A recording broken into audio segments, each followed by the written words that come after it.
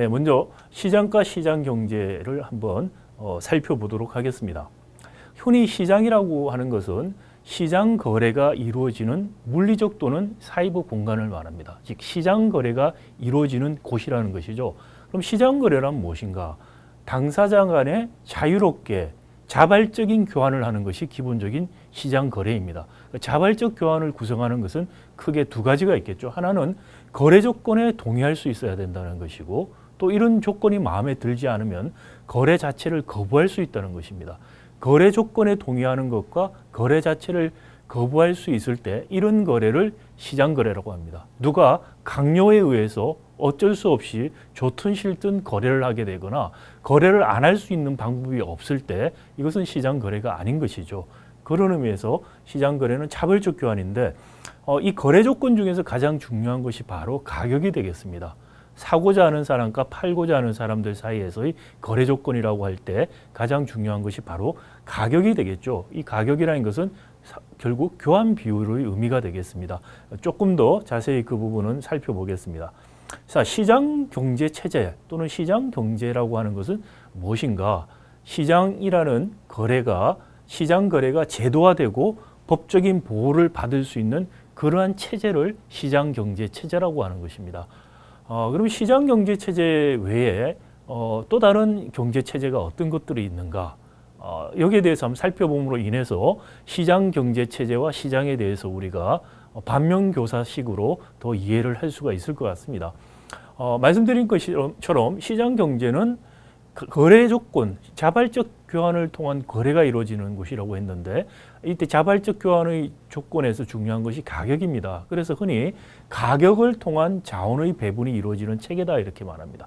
자원의 배분이 이루어진다 이렇게 생각하면은 굉장히 좀 어렵게 들립니다. 근데 단순한 이야기입니다. 무슨 이야기냐면은 시장 거래를 한다면은 흔히 우리가 화폐 경제에서 돈을 갖고 있는 사람이 있고 물건을 갖고 있는 사람이 있죠. 돈을 갖고 있는 사람을 우리가 흔히 구매자라고 그러고 물건, 재화나 서비스를 제공하는 사람을 우리가 판매자라고 그럽니다.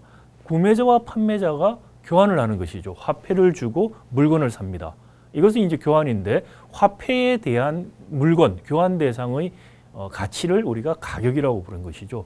화폐에 대한 일종의 교환 비율을 우리가 가격이라고 부르는 것이죠. 자, 이런 가격이 조건이 맞아야지 서로 돈을 주고 물건이나 서비스를 사게 되겠죠. 자, 이렇게 조건이 맞아서 교환을 하게 되는 화폐와 재화를 교환하게 되는 것을 우리가 기본적으로 자원 배분이라고 하는 것입니다. 근데 이 화폐의 종류가 우리가 흔히 생각하는 사과라든지 물이라든지 이를 흔히 생각하는 화폐죠. 재화죠. 이런 재화를 우리가 재화시장이라고 하고요.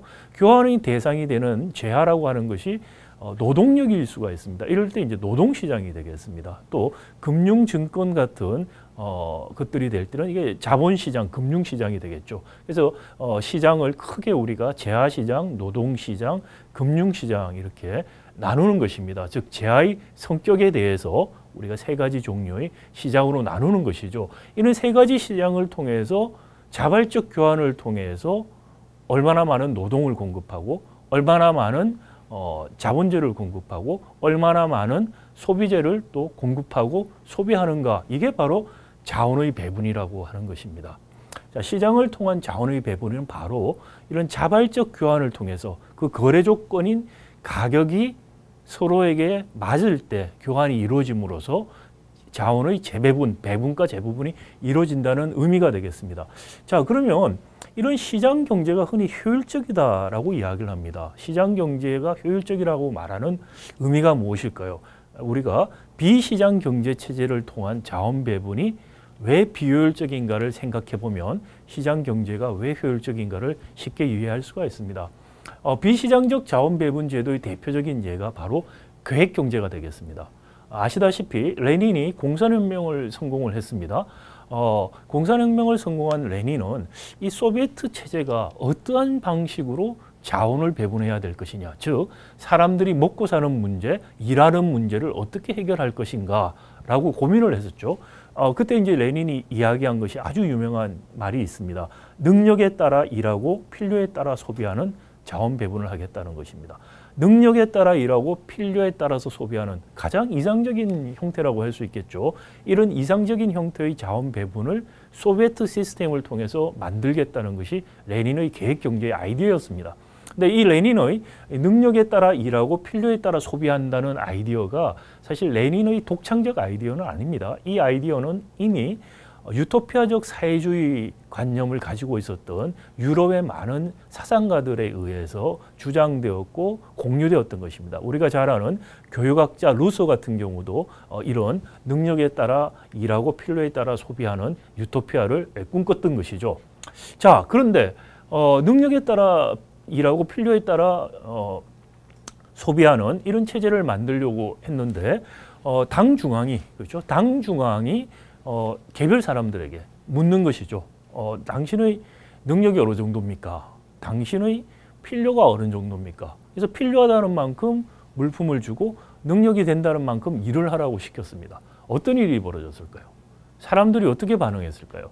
여러분이라면 어떻게 반응했을 것입니까? 국가가 와서 얼만큼 능력이 있고 얼만큼 필요하냐 물으시면 대부분의 사람은 능력은 별로 없다고 대답하고 필요는 많다고 이야기할 것입니다. 많은 사람에게 노동은 고통이고 소비는 즐거움이 되기 때문에 이런 거짓된 정보를 보고할 가능성이 크다는 것이죠. 이게 흔히 말하는 비대칭 정보의 문제라는 것입니다. 즉 거래, 여기서는 소셜 플래너죠. 당 중앙과 소비자 또는 개인 간에 있어서 개인의 능력과 필요에 대한 정보를 당 중앙이 알 수가 없습니다.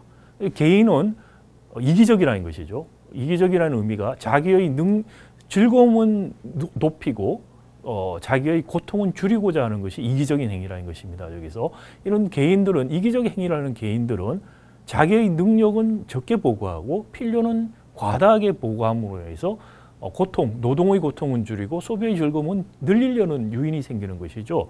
그러니까 미스매치가 생기는 겁니다. 생산은 조금 일어나고 소비는 많이 일어나는 것이죠.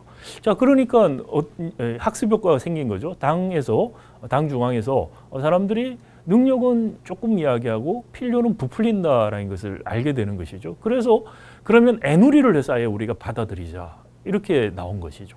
어떤 일이 벌어졌을까요? 그것을 또 사람들이 아니까 또다시 과장을 더하는 것입니다. 끝없이 과장하고 또 애누리하고 이런 과정만 반복이 된 거죠. 자, 그래서 안 되겠다. 이 사람들을 5인 단위, 10인 단위로 잘 관리를 해서 일도 하라는 것도 딱 정해져서 우리가 시키고 그 일을 하도록 하고 필요하다는 것도 우리가 딱 필요한 거 정해서 주고 이런 식의 방식으로 나가게 된 것이죠. 자, 그래도 또 어떤 문제가 생겼을까요? 소비에트가 붕괴될 때 가장 심각했던 문제가 바로 품질이 없는 대량의 물건들을 생산한 것입니다.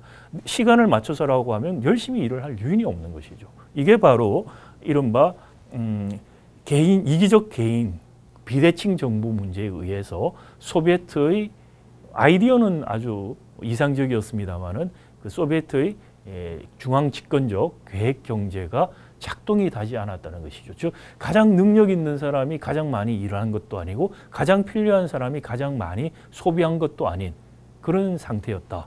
우리가 시장 경제가 효율적이라고 말하는 것은 아이러니하게도요. 이기적 개인들이 이기심을 발휘해서 교환을 통해서 자기의 이기심을 극대화시키도록 거래가 이루어지게 함으로 인해서 레닌이 말했던 필요에 따라서 소비하고 능력껏 일을 하는 그런 효율적인 자원 배분이 일어날 수 있다는 것입니다. 이게 미시경제학에서 가르치는 자원 배분의 효율성, 시장 경제가 완전 경쟁 체제일 때 가장 효율적인 자원 배분을 한다는 의미가 되겠습니다. 그래서 경제학에서 말하는 시장 경제가 효율적이다라는 의미는 흔히 우리가 일상 용어에서 말하는 효율성과는 다르다는 것이죠.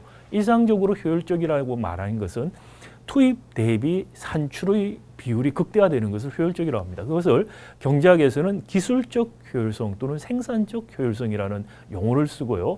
효율성이라는 말은 배분적 효율성, 즉 자원 배분이 효율적이다. 즉 시스템이 효율적이라는 것입니다. 시장 경제 체제라는 자원 배분 시스템 자체가 효율적이 될 수 있다는 것을 이제 경제학에서 이야기를 하는 것이죠.